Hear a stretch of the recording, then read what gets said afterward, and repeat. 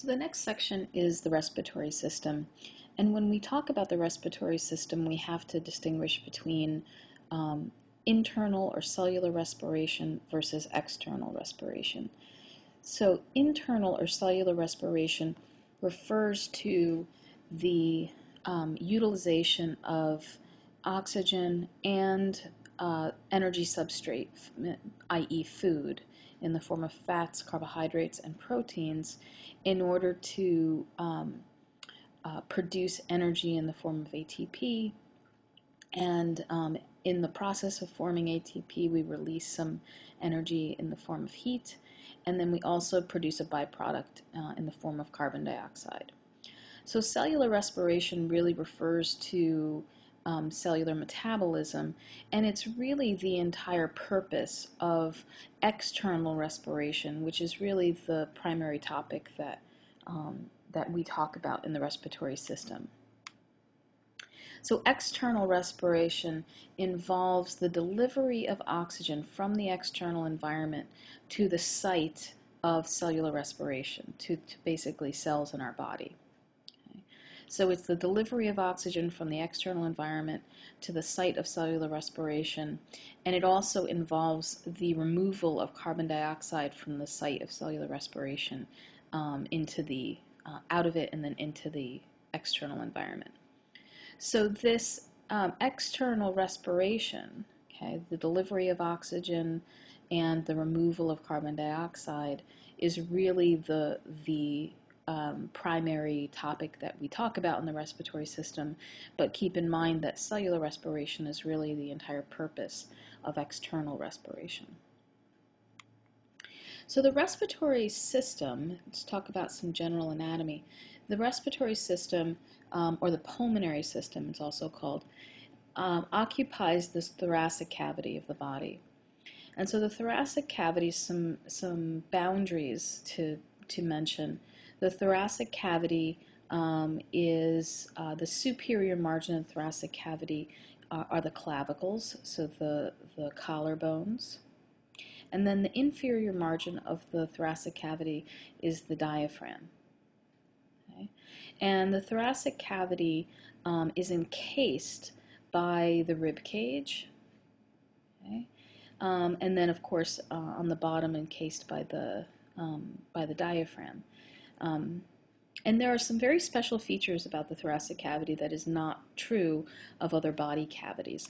The thoracic cavity is actually contains this airtight seal that is very, very important for the mechanics of breathing, which is a topic that we'll talk about later. But what I mean by an airtight seal is that the lungs within the thoracic cavity are encased by a layer of serous membrane that we call the visceral pleura, okay, or the pleural membranes. Okay, and we have a right pleural membrane that surrounds the right lung. We have a left pleural membrane that surrounds the left lung. Okay. And then we have another pleural membrane that lines the cavity of each lung. Okay. So we have a pleural membrane that actually sits against the lung tissue, and then we have a pleural membrane that's closer to the body cavity wall, to the thoracic cavity wall. Okay. So the pleural membrane that lies just against the lung is called the visceral pleura, left and right visceral pleura, and then the pleural membrane that sits against the thoracic cavity wall and the diaphragm is called the parietal pleura. And in between these pleural membranes, we have fluid, and this fluid that sits between the membranes is called intrapleural fluid. Okay. So the pressure, the reason why we describe the thoracic cavity as having an airtight seal is because the pressure within the thoracic cavity, okay, the pressure within the thoracic cavity is slightly lower than the pressure outside of the body, so atmospheric pressure, And it's also lower than even abdominal pressure. So the pressure within the thoracic cavity is slightly lower than any of the pressure that surrounds the thoracic cavity. And the way that that's maintained is by maintaining this airtight seal that is provided by these pleural membranes. Okay? And so as we'll see later when we talk about the mechanics of breathing, this airtight seal is really critical. Maintaining it is very critical to being able to actually inflate the lungs and to breathe. So looking at some more detailed anatomy, when we take in a breath, air flows in through both our nose and our mouth, and it travels to the back of the throat called the pharynx. Okay? And it passes through the voice box, okay, which is shown here. It's an aerial view. So we've got a tongue on the top, we've got the epiglottis, we've got the opening called the glottis, and then the vocal cords on each side. So, and then through that is the trachea. So air passes through this part of the back of the throat, and it passes into the trachea. Okay. So the trachea is our largest airway, and it's maintained in an open state by these very, very strong rings of cartilage that line the trachea. Okay.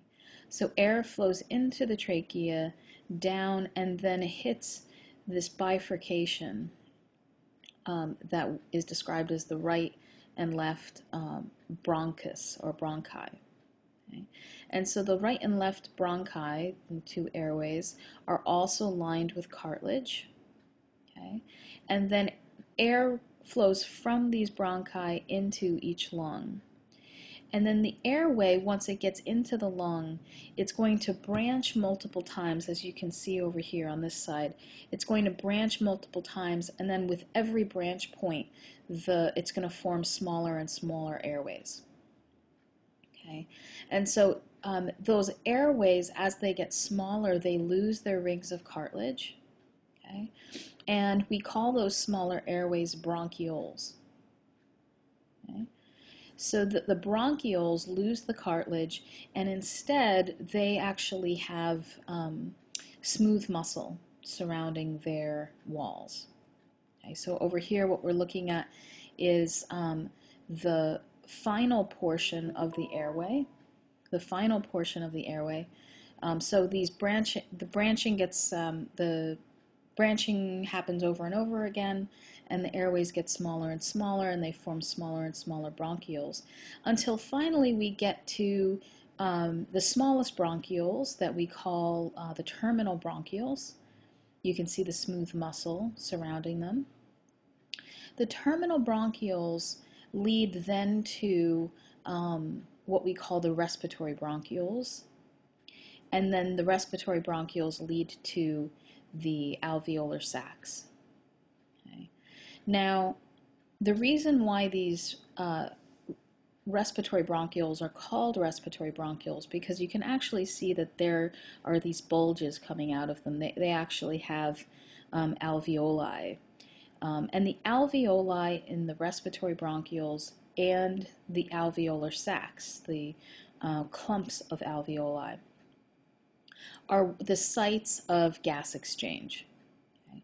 So these are the sites where oxygen that fills these sacs are going to move into the bloodstream, and then carbon dioxide coming from the bloodstream is entering the alveolar sacs.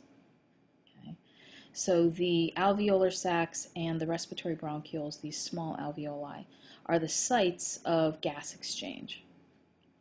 And you can see over here these alveolar sacs are actually covered by these networks of capillaries that we call pulmonary capillaries. Okay? And it's through these pulmonary capillaries that gas exchange actually happens.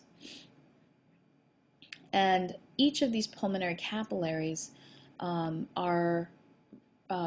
each of them are provided by blood, provided with blood by a branch of the pulmonary artery So blood flows from the pulmonary artery into these capillaries, and then blood drains from drains away from these capillaries through a branch of the pulmonary vein. Okay. So if you might notice that the color coding of the artery and the vein is a little bit different than you're used to seeing.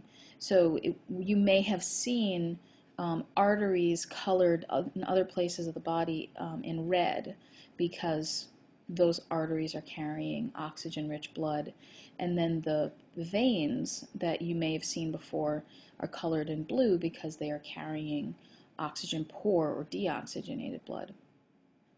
Well, in the pulmonary system, this picture is not wrong. This is not a mistake. In the pulmonary system, that color coding of arteries and veins is opposite. Arteries and veins are specifically named and defined by the direction of blood flow with respect to the heart. So arteries always carry blood away from the heart, and veins always carry blood towards the heart. So in the pulmonary circulation, the blood that's being carried away from the heart to the lungs is actually deoxygenated blood, okay? Because it's being sent to the lungs to become oxygenated. So the pulmonary artery carries deoxygenated blood to the sites of gas exchange, to these alveoli.